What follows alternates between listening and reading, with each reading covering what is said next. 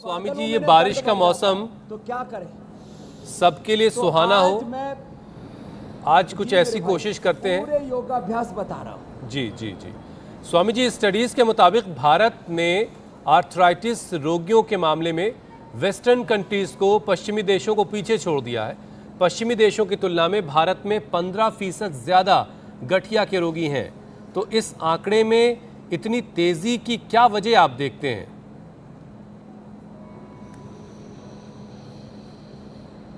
इसकी एक वजह तो यह है कि हम खट्टी चीज़ें, जंक फूड, फास्ट फूड वो छोड़ते जा रहे हैं, हम उसी कचरे को खाते जा रहे हैं। तो जितना हो सके, जितनी खट्टी चीज़ें, तली चीज़ें, जंक फूड है, फास्ट फूड है, और इन सब से अंदर हमारे टॉक्सिन्स, ऑक्सीडेंट्स अंदर जमा होते चले जाते हैं। फिजिकल एक्टिविटीज़ हमारी कम होती जा रही है। तो ये ताड़ासन, ये तिर्यक ताड़ासन, और पीछे झुकने वाला ये अर्ध चक्रासन, ये अभ्यास करें। और फिर ये जो जोड़ों के दर्द के लिए तो देखो बिल्कुल सिंपल से अभ्यास है। हाथों के, पैरों के, खड़े होकर के भी, बैठ करके भी अभ्यास कर सकते हैं। चलो बैठ जाते हैं, बैठ करके भी, खड़े होकर के भी ये सूक्ष्म व्यायाम करें, साथ में भस्त्रिका प्राणायाम करें। बिल्कुल सिंपल उपाय बताएंगे आज हम। और 10-12 योगाभ्यास बताते बताते लंबे लंबे श्वासों के साथ ये करें। ऐसे ही सीधे बैठ करके कर लें, पैर खोल के बैठ के कर लें, कुर्सी पर बैठ करके कर लें, और खड़े होकर के कर लें। और साथ में आज हम एलोवेरा, गिलोय, पारिजात, निर्गुंडी और सहजना, सरगवा बोलते हैं महाराष्ट्र और गुजरात में, मोरिंगा बोलते हैं अंग्रेजी में। ओहो हो, 5 चीज़ों का जूस पे और ये अभ्यास कर ले जो हम बता रहे हैं। आर्थराइटिस पूरा खत्म, खात्मा आर्थराइटिस का। लोग लेते हैं पेन किलर, लोग लेते हैं स्टीरॉयड, लगाते हैं बायोलॉजिकल, और उससे पेनक्रियाज कमज़ोर पड़ जाता है, शुगर हो जाती है, किसी की आंखों की रोशनी चली जाती है, इम्यूनिटी पूरी ध्वस्त हो जाती है। तो ये पेन किलर, ये स्टीरॉयड, ये बायोलॉजिकल, ये ट्रीटमेंट नहीं है।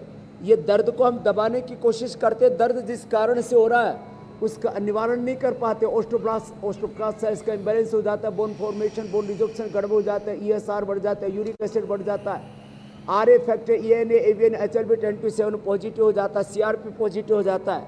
तो आज हम योगाभ्यास बता रहे हैं, ये करें। सुबह उठ के गोंदन अर्घ पिए, गोखरू का पानी पिए, पेडानिल गोल्ड खाली पेट खाने के बाद ऑर्थोग्रिट लें। ज़्यादा हड्डियाँ कमज़ोर हुई तो लाक्षादी, गुग्गले, और ये जो मैंने जूस बताया, और ATM की सब्जी और रागी बाजरे की रोटी, मिलेट्स, ये सब हमने कई बार बताया हुआ है। तो ये सूक्ष्म व्यायाम करें, और साथ में इसका असर फिर रीढ़ की हड्डी तक पहुंच जाता था। उसके आगे अभ्यास बताएंगे। Cervical spondylosis, pain slip disc, sciatica, lumbar spondylosis, ankylosing spondylosis तक हम अच्छा करते हैं। ये अभ्यास करें, ये अभ्यास करें। और आज हम सारे हिंदुस्तान से कहना चाहते हैं, कोई ना कोई व्यक्ति को, करीब मैं देखता हूँ, बड़े बड़े आयोजन करता हूँ, 70 से 80% लोगों को किसी न किसी जोड़ में, घुटने में, कमर में, कंधे में, कोहनी में कहीं ना कहीं दर्द है। ये हमारी बहनें भी उसका प्रमाण बैठे हैं, और ये भाई भी हमारे उसके प्रमाण बैठे हैं। और ये सामने भी 70-80% लोगों को कोई ना कोई दर्द होता है। तो क्या करें, ये सूक्ष्म व्यायाम करें। और फिर हम बिल्कुल हल्के हल्के अभ्यास, अर्ध उष्टासन, उष्टासन, अर्ध चंद्रासन, मकरासन, भुजंगासन आदि जो अभ्यास आज हम बता रहे हैं, इनको आराम से करते जाएं। दही, छाछ, नींबू, अचार, टमाटर, खटाई, बाय बादी की चीज़ें बंद करें। रात को दही छाछ खाना बंद करें, विरुद्ध आहार बंद करें। और इसके साथ साथ जो वात नाशक द्रव्य है उनका सेवन करें। और सबसे बड़ी बात है, वात रोग बढ़ता है चिंता से, चिंता और तनाव से दूर रहें। अब बात तो छोटी सी लगती है, लेकिन बड़ी गहरी बात है। ये मकरासन, ये भुजंगासन, ये सलभासन, ये धनुरासन, ये पीठ के लिए, कमर के लिए, घुटनों के लिए एक पैर से, दोनों पैरों से ऐसे करें। चिंता से वात रोग बढ़ता है। आकाश में बादल छाते हैं तो वात रोग बढ़ता है। और जो पचने में गरिष्ठ हैं उन पदार्थों को खाने से, अब लोग सुबह सुबह आलू का पराठा, उसमें कुछ तो फिर मटर भी डाल देते हैं, पनीर भी डाल देते हैं, इतना भारी भरकम सौदा सुबह सुबह ही ठोक लेते हैं। मटर का पराठा, फिर प्याज भी डालते हैं, लहसुन भी डालते हैं, पता नहीं क्या क्या डालते हैं, और सब डाल करके सुबह सुबह ही पेट को पूरा ठूस ठूस करके भर लेते हैं। जबकि सुबह खाली पेट बहुत हल्का नाश्ता करना चाहिए, अंकुरित लेना चाहिए। अलग अलग प्रकार के फ्रूट्स लेने चाहिए। जिनको वात रोग है उनको तो सुबह खाली पेट लहसुन लेना चाहिए। गिलोय, एलोवेरा, ये सुबह सुबह कोई ले ले। जो 5 चीज़ें मैंने बताई, पारिजात, हर श्रृंगार और निर्गुंडी सहजने का रस पी ले कोई सुबह सुबह, गोधन अर्क पी ले, गोखरों का पानी पी ले। कितनी बढ़िया बढ़िया चीज़ें। और लंबे लंबे श्वासों के साथ ये अभ्यास करते करते, मैं इसलिए बता रहा हूँ, किसी भी प्रकार का दर्द है, चाहे जोड़ों का दर्द है या कमर का दर्द है, ये सारे अभ्यास करें। चिंता तनाव से थोड़ा दूर रहें। वर्षात से दूर तो हो नहीं सकते। जब वर्षात हो तो उस समय, अब लोग क्या करते, थोड़ी वर्षात होते ही फिर पकोड़े तलने लगते। तो पकोड़े भी खाने हो तो एलोवेरा के खाना मैंने पिछली बार बताए थे। एलोवेरा का भी पकोड़ा मैंने बताया था, सहजने का भी पकोड़ा बताया था। स्वामी जी, अजवाइन के पत्ते का भी पकोड़ा पारिजात बहुत का, अच्छा हर बनता श्रृंगार है। का, निर्गुंडी का भी खाना ही है। तो हाँ, उसमें तो रेसिपी में तो आप मेरे से भी एक दर्जी ऊंची हो आप, तो ठीक कह रही हो। अजवाइन का भी पत्तों का बना सकते हैं। तो ये अभ्यास कर ले। अच्छा स्वामी जी, अप्रतिम लाभ होता है इसमें। दूध में हल्दी शिलाजीत ले ले, थोड़ा हड्डियां अंदर से मजबूत हो जाती है। स्वामी जी, शुरुआत उन 5 योगाभ्यास के साथ आपने सूक्ष्म व्यायाम तो करवाया। जो घुटने के दर्द से जो मरीज परेशान हैं, उनके लिए कुछ योगाभ्यास खास तौर से करवा दिए। अच्छा, एक और बात बताइए ज़रा कि जिनको हड्डियों में तकलीफ है या जॉइंट्स में पेन है, अलग अलग बीमारियों की वजह से, उनके लिए क्या कुछ अलग है? और जो अलग अलग एक्सीडेंट्स की वजह से, किसी हादसे की वजह से जो जिनके जॉइंट्स में या किसी मांसपेशी में कुछ प्रॉब्लम आई है, क्या दोनों के लिए अलग अलग इलाज है, अलग अलग थेरेपी है, या एक ही तरीके से दोनों को आप ठीक कर लेते हैं?